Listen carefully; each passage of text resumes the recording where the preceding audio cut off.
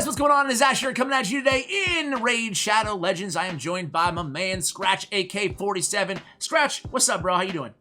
Yo, what's up, Ash? How you doing, buddy? You right? Doing pretty good, man. Just chilling here for a good chat with you as usual, you know. Yeah, man, me too. Gonna put my headphones on too so I don't have some echo this video. Today we're gonna talk about our one champion. We kind of went through them all ahead of time before the video, before we hit record at least.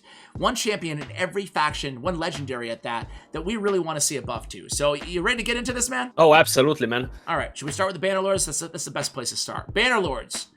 So who do we have here, man?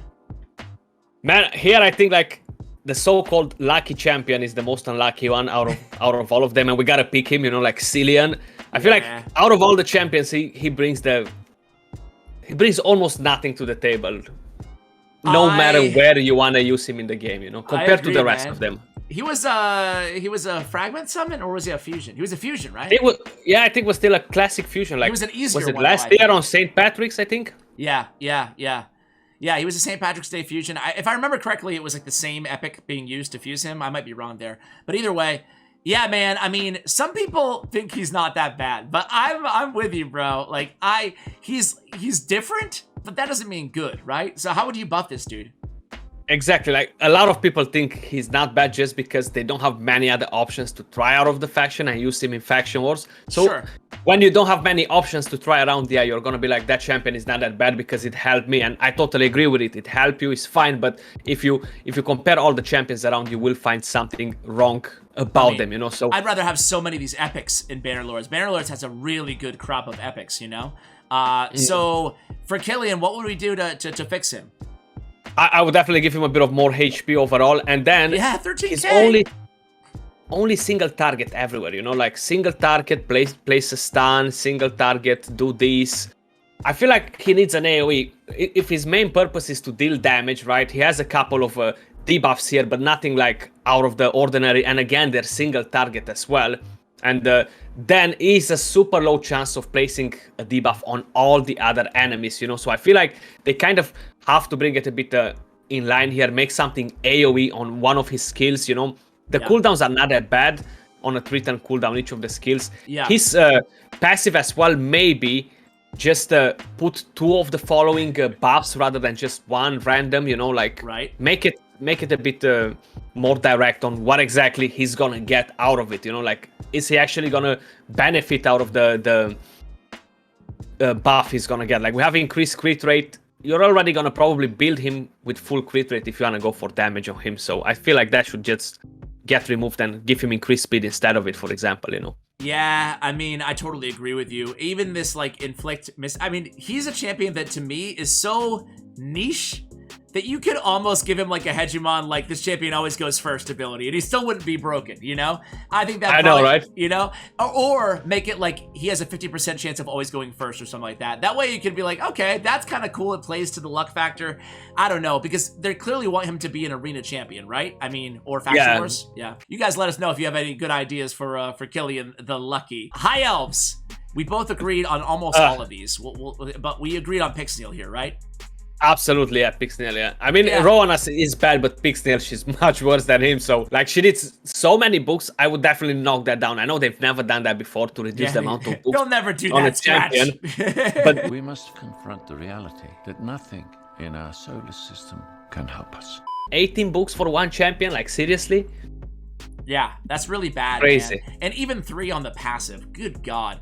Yeah, I hate when they add fragment summons or fusions and then give them like 100 books. It's just like, yeah, you want to get them? Yeah, a few $100 more and you can book them up. So how would you fix her? For me, it's really as easy, dare I say easy, as making this Icicle Barrage just an AoE. And maybe even bumping it up a little bit. I don't even think that would break her. If it was like, I don't know, a 75% chance. I mean, sure, Imani has an AoE with a 100% chance. I would make her 100% chance AoE, honestly. Like, is Shirimani as well, and it's not breaking the game overall. She needs to take turns, she needs to do this. And on her passive as well, even there, honestly, like, I try her quite a lot. 35% chance is just, it doesn't feel like it's enough to rely on the champion to remove the freeze and stuff like that. So I feel like even that should get increased a bit more than that, even 50% chance, you know. Get it up to 75% chance here. And then I would be counting on this champion to cover me with a freeze for arena, for a Doom Tower, for example, you know? Just give her a bit of more...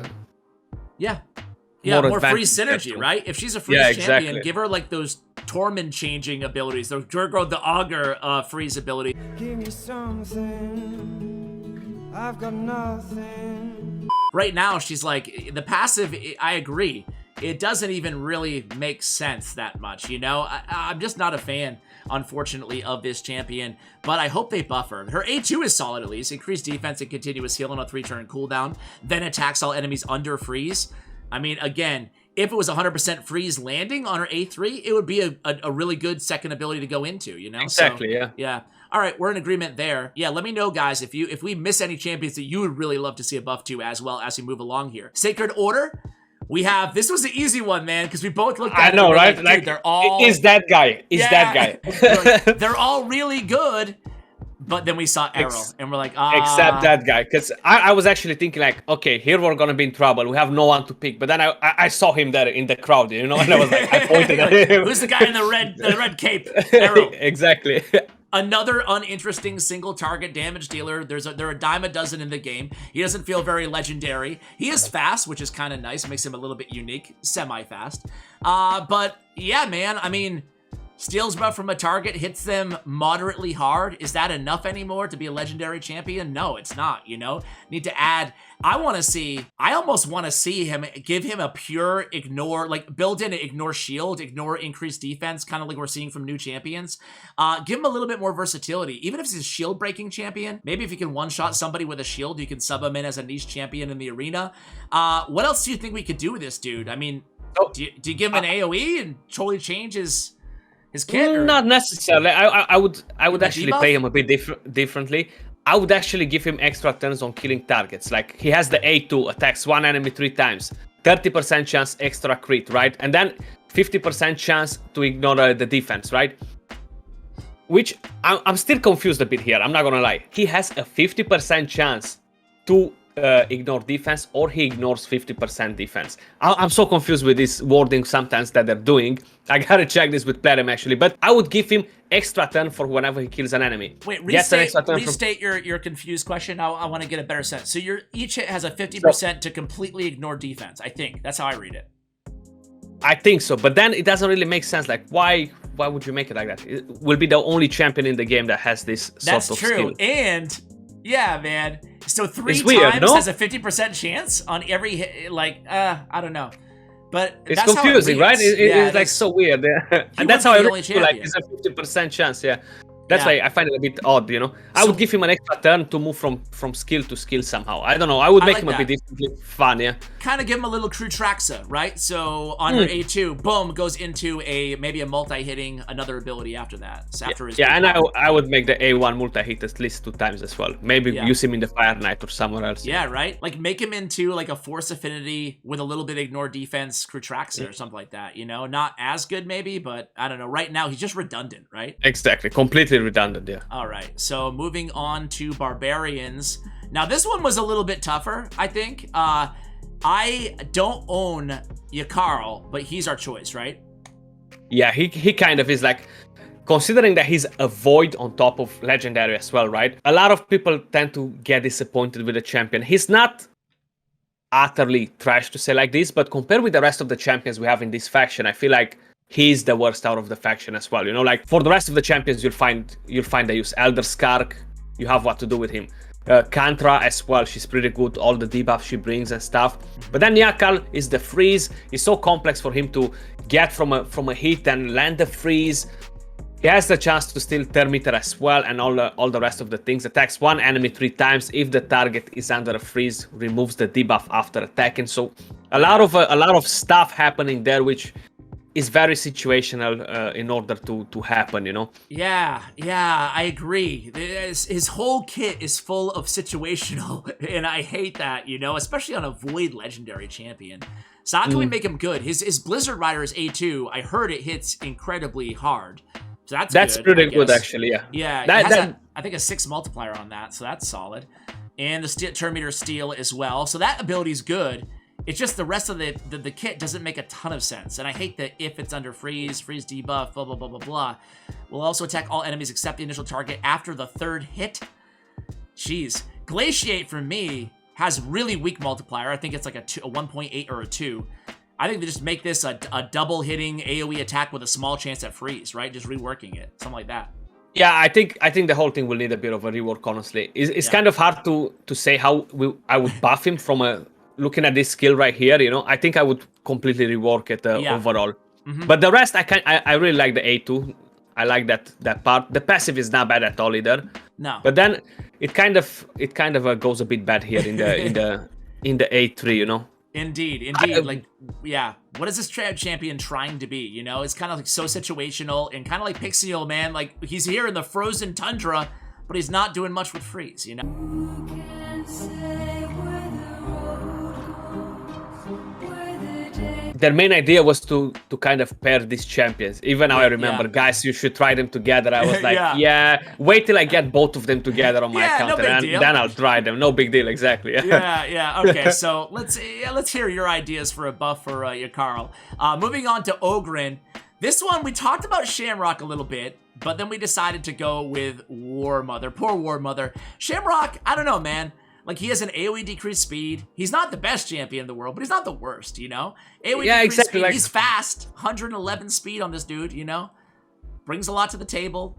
Increased defense, increased speed, increased crit rate, revive on death, continuous heal on a 3-turn cooldown. So, he's doing a decent amount, so we're giving it to Warmother, right? And good accuracy aura as well. So, he's not a bad Shamrock. Good stats overall. Yeah, he's not the best legendary out there, but honestly, it's not the worst. Drogul as well, he's kind of like, they need to fix that passive. I'm gonna say it every single time. The rest of Gurptuk, you have a use for him. Gurgo, Bigan, Ignatius, they don't even fit in this. So he's definitely we're definitely left with Warmother here, you know. But I feel like, yeah, she's getting a bit of a hate, to say like these guys, but that's mainly, I think, because the bombs are not as great, you know? Exactly. Wouldn't you agree with that? 100%, man. I think the bombs just need to be buffed, right? And I had an idea on a previous video, and I'm totally blanking on it. But, you know, what would you do to bombs? Well, they're already ignoring defense, you know? I think in the current meta, the best thing that they would do is to ignore shield as well, you know? And I feel like shield, ignore defense. I think like they'll be a bit more. Maybe they can't be removed as well. That would be a big buff to them, but I don't know. That would be a buff to all bomb champions, but all bomb champions are fairly weak right now, you know? They are. I mean, bombs, they don't make a lot of damage. They need to have like huge amount of attack, and then you gotta land the bomb with accuracy. So either increase the damage so we can actually run them with lower attack and have higher accuracy. Like at the moment in arena, they're just super hard to run around. Yeah, it's fun to go with the Vizier and the Astrolith. You kill some noobish teams, but that's about it, you know. Yeah, so we want to see a buff to bombs, so Warmother's better. She has 2 decently hard-hitting AoEs, so she has like the kit, you know, definitely. And bomb damage increased by 100% against bosses, so that's pretty cool. It's just a matter of, you know, again, giving bombs a little bit more punch to them. So we're on the same page there. Lizardmen is up next, man. And this one, we kind of went between a few champions as well. But we settled, and it kind of came down to Vargal and Vergamkar. And we settled on Skull-Lord. Vargal. Right? Yeah. Yeah, I mean, he needs a bit. He's an easy fix.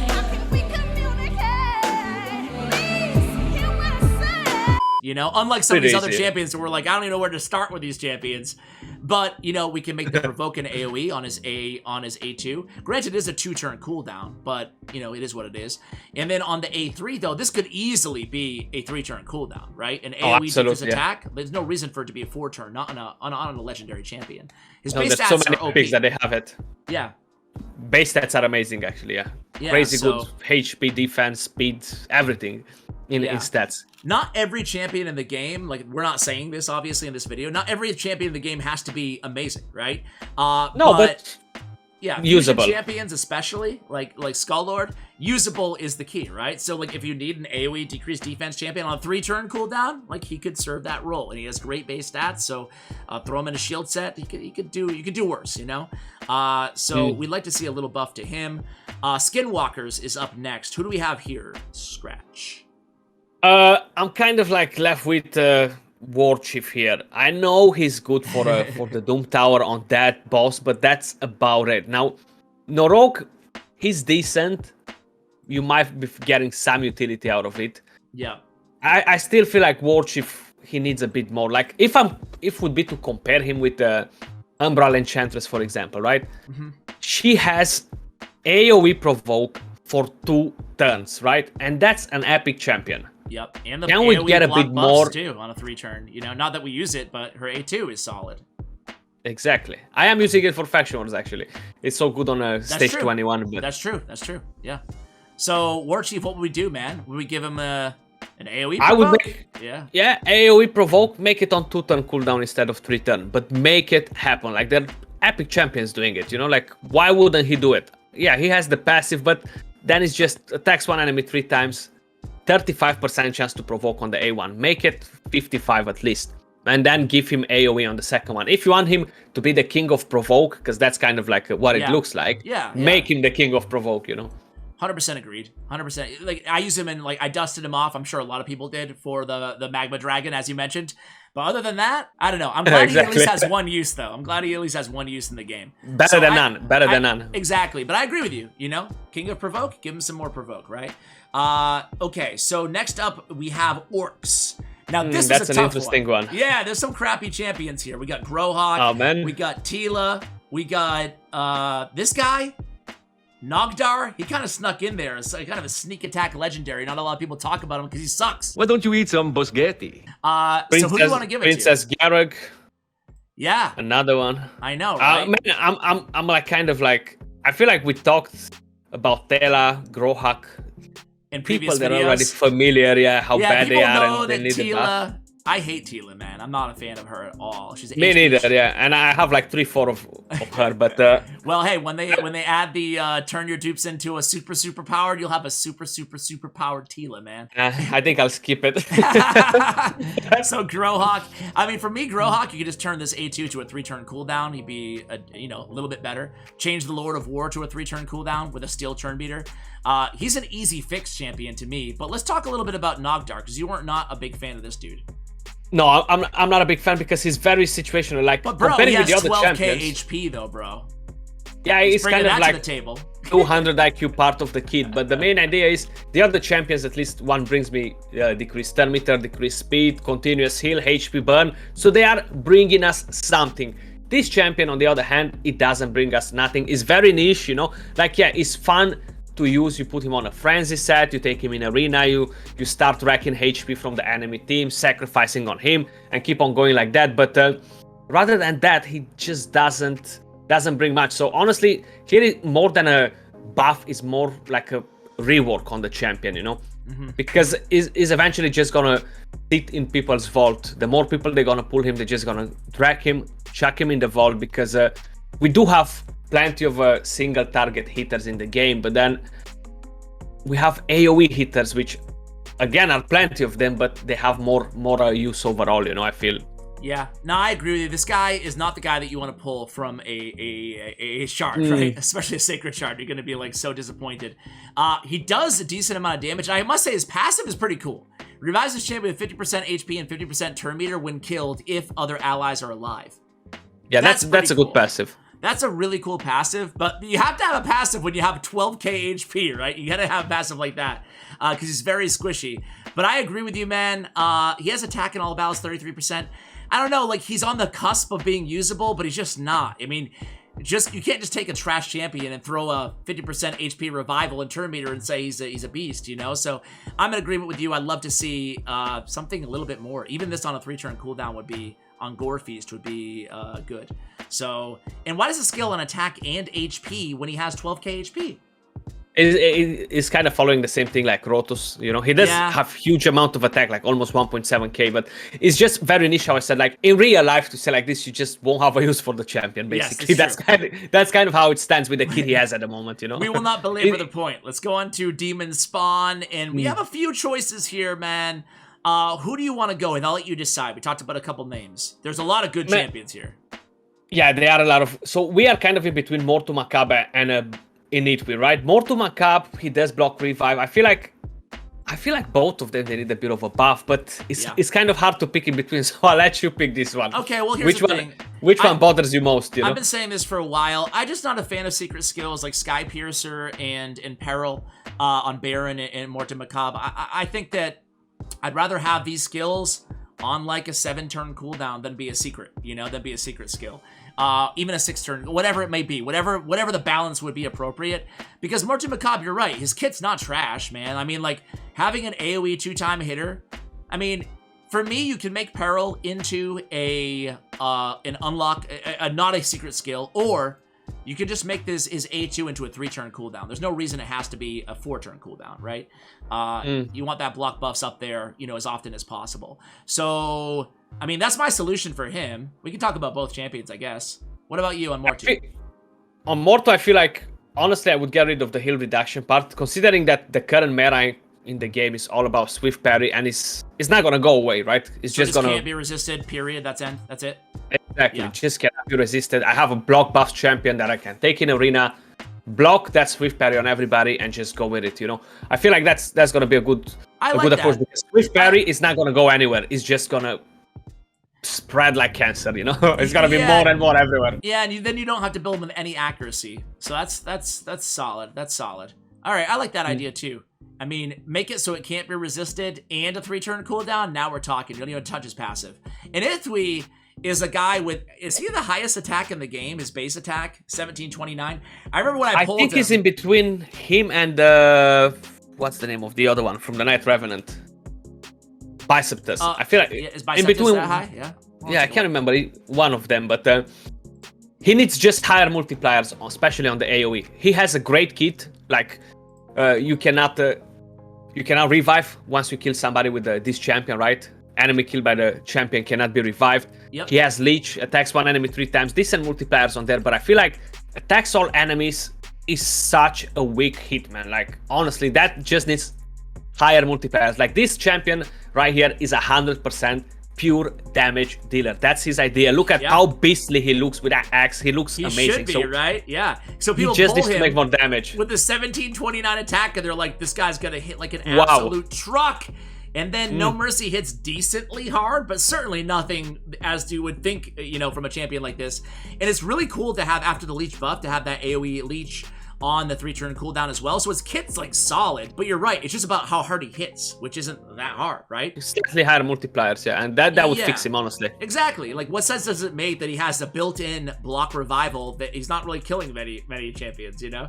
I tried him out. So when I pulled him, I was so excited about him. You ever do that, Skratch? You ever pull a champion and you're like just trying to talk yourself into it? You're like, I'm gonna run him on Ice Golem on all my teams. I want to deal with the revivals. Now I'm just like, yeah, forget it. I'm not. I've done it with him, leveled him up, booked him. I was like, yeah, I finally pulled this guy because he looks so dope. But I really want him to have slightly higher multipliers than Foley just because he's Void. Yeah. Foley has like, I can't remember on top of my head, 4.2, 4.4. Give him 4.6 and I'll be happy. Just make him a bit better than Foley, you know? Because he's a Void champion and it was not a fusion, you know? Totally agree. Super, super rare to get a champion, you know? All right, going to Undead Horde, man. So Undead Horde, this is, man, a lot of legendaries here. I'm still reading all the names here. We're going with, are we going with Skartorsis? I think Skartorsis, like if you compare him with other cleansers, he has a very, very long cooldown, man. Like, Creep King Graal, he's still bad, but now we can use him in the spider, you know. I still want him to get a buff anyway. Yeah. But out of the rest, I feel like Skartorsis is my main target. Decrease cooldowns. Honestly, that would be like such an easy fix. 5-10 cooldown on a cleanse and a heal, like, come on, Massively a Mage is gonna bury him, you know. He's gonna put him in his pocket and just run around with him. Yeah, what does he have? He has a buff steal on an AoE on the A1. Okay, cool, whatever. Doesn't do a lot of damage, but whatever. On the A2, increase attack, increase crit rate. Okay. And then, I mean, all they would have to do to make him a little bit more viable, in my opinion, is just grant an extra turn on command, his A2. You know? And yeah, or add another buff there. Either increase speed, either block. That's true. Block debuffs, you know? That's true. And because, like, yeah, man, I mean, a 5-turn cleanse, like you said, that might have been good in the game. That might have been good in the game, you know, when it was released, you know, but now he's being power crept away. He's not a trash champion. Like if he's the first cleanser you pull, of course you're going to use him. His stats are solid. Base speed is solid. Just looking for something to make him a little bit more end game, I guess, viable, right? Exactly. I actually pulled him recently. Okay. And I was looking into him, like I would literally just decrease a bit the cooldown there and add another buff on his A2 and he would be a very great champion. A lot of people will use him, especially that his force affinity as well. So I think we were between Astrolith and Queen Ava here. Yeah, you wanted to go Ava, so I'll let you go. Even though she's my campaign farmer, Skratch. I was gonna say like that's like her fame to say like this. She farms campaign. But she doesn't do anything else. She does farm campaign like no one else. Like, I try her at level 50, no masteries, pretty bad gear, and she was still farming campaign for me, without books as well. But I feel like she could be doing some more. She looks so great as a champion, man. Just give her a bit more power in here. Like, she's a damage dealer as well, you know, so maybe just higher multipliers as well. Her heal reduction on the A1 literally makes 0 sense comparing it with the rest of the kit, so probably get rid of that. Either add a stun there, add a decreased speed if you really want to run her with accuracy, or add a chance to, when she crits, to put an attack up on herself, you know, and then move over to the rest of the kit as well. And slightly higher multipliers, I think, will do it on her as well, just so she's usable in dungeons as well and stuff like that, you know. I just tuned out like 80% of what you said. I was just staring at her. It's like, oh, she's a really cool looking champion. She is, isn't she? She's like a blend between like Lydia and Allure, kind of, you know, with the wings, the floating. She's got the same like swimsuit as Allure has on. But no, I'm joking. I really did listen to what you said, and I agree with you. Now you talked me into it because I have this affinity towards her because I use her all the time in campaign. But you're right. I mean, that's good enough, I guess, to be one of the game's best campaign farmers, but you can say the same about like Fellhound, you know? So let's make her a little bit more. We always talk about Astrolith, so we'll move on. Knight's Revenant, man. Knight's Revenant. So this one, I kind of wanted to give it to Thea because I kind of want to give it to her too. Oh yeah? Okay, we'll switch to Thea. She's just so underwhelming, man. Even when you put her with Rule, she's still like, okay, I can do better. I'll use Rule by himself, you know? I gave her crazy gear, man, actually, to kind of compare it a bit with Seer, you know, to see if Thea and Rule together can do it. Yeah. And she cannot do it. Like, I gave her insane attack, savage gear. I gave her like almost 6k attack and crazy crit damage, and she was just not wiping the waves, you know, in the Doom Tower, in stage 25 in dungeons. So that really got me disappointed. Even with all that extra damage from Hex, she's still not capable to replace Seer, which is an epic champion alone. And no, do not nerf Seer. We love Seer the way she is. She's just perfect. Bring more champions like her. But Thea, yeah, make it so she actually lands that Hex herself. Even though, yes, they are bringing new champions with Hex, why do we always have to bring champions that depend on other champions that in their turn depend of other champions, and we just form a big circle like this and we just go around, you know? Yeah. Well, to get us to invest in more champions, Skratch, that's why. Yeah, but it still doesn't make sense to play them together. I agree with you, man. She looks really cool. That's all she's got going for her, though. But like you said it all, man. I don't have anything to add other than, I don't know, how would you buff her, right? Like I would literally make her land that Hex herself. I don't depend on anyone else, you know? Exactly. Like, why can't her A1 just add a Hex on? Hex doesn't do anything other than synergize with her and Rule, you know? Exactly. So, like, why can't she just land it on the A1? You still involve the setup, which really mitigates, you know, how much damage she can do with the A2 anyway. Seer has a setup, so why not make her, like, a little bit better version than Seer, where she can set up herself, you know? Exactly. And I would take that part out, removes all Hex debuffs. That's kind of... She removes the Hex debuffs. That's it. You get a mediocre AoE attack, and then she removes everything? All right. Exactly. Dwarves, we agree. It's Samar, Gem Cursed. So Samar, one of the cooler looking champions, but unfortunately, he's not that great because he doesn't hit that hard, right? Yeah, he doesn't hit hard. That's the only thing with him. Right? I mean, we could go over his whole kit. Yeah. I like the passive, the place block damage. I really like the idea. When I've seen the champion, I was like, yeah, he's gonna replace my Mountain King for arena defense, you know. But unfortunately, he's just not doing it, you know. And same with his A2 there. inflicts bonus damage equal to the difference in HP percentage levels between this champion and the target. 1% damage for every 1% difference. Keep on going with it.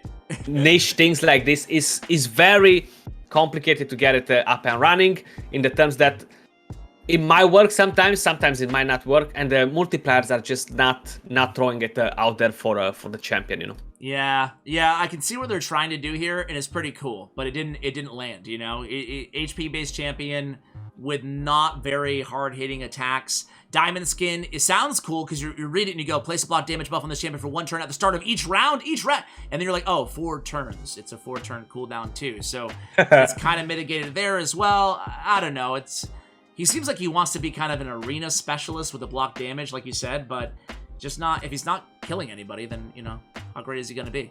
He's not. So Shadowkin, our very last one. I think there's only one option here because, honestly, there's a lot of great champion. They've really nailed it with the Shadowkin releases, their epics and their legendaries. So we both agreed that it's Genzin.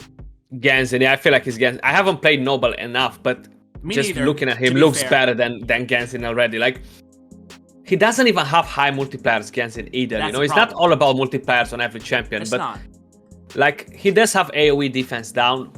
So many other epic champions have it, and he should be rotating all around quick with the turn meter he gains all the time.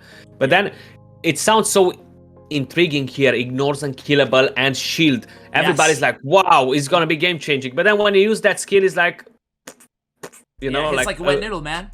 Yeah, exactly. I mean, you look at his kit and it sounds amazing. I was so excited when I pulled him, man. I was like, dude, this guy's gonna be a beast. But that's the problem, and that's why it sucks that multipliers are not public. I mean, they're public on like websites and stuff, but they're not public, you know, they're not out there. So you can pull a champion like this, you look at his base attack and say, wow, that seems to synergize really well, 1553 with unkillable, ignoring shields, filling his turn meter, a 3-hitter on the A1 with turn meter fill. It looks so good, but yeah, in actuality, I mean, if you run him in place of, like, say, Stag Knight to be your debuffer, I guess you're going to get a little bit more damage, which is crazy to say, because it sounds like you should be getting a ton more damage, but you don't. Like, I compared the two, and it's really close damage-wise, shockingly, and you don't get the decreased speed, and you don't get the decreased attack.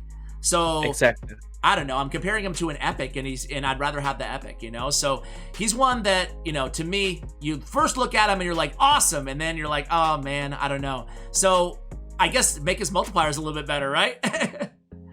I mean, yeah, I know it sounded like we said that like 5 times in this video, but yeah, guys, it's kind of like this.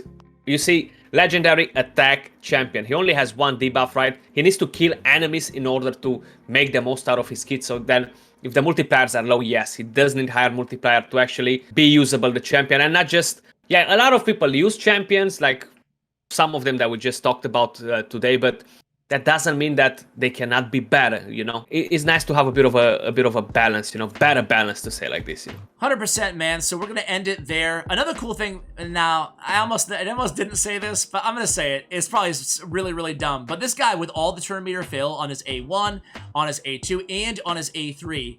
You just want to make him as fast as possible and keep taking more and more turns, right? And doing more damage. He also reduces the cooldown of his A3 and his A2. So he has like a lot of synergy with speed. What if he's one of the I know there's a few champions like this, but what if you add like an extra multiplier for speed based on speed to this champion, right? And then you just make him like this absolute kamikaze dude who's just filling turn meter, doing more damage. Like, I don't know. Maybe I'm stretching here. Maybe I'm reaching. No, that would be actually fun to have a crazy champion like that as well, because we don't have one, you see? Exactly. Turn him into like this cyclone of a monster when you get him fast enough. But guys, we're going to end the video here. We're about to go and do a collab talking about, what are we going to talk about on your channel, Skratch? Man, I think we're gonna just go on the best looking champions, right? Because I feel like I haven't done that on my channel, and it's a must. It's a must. I love it. So we're gonna rank the best looking champions in the game.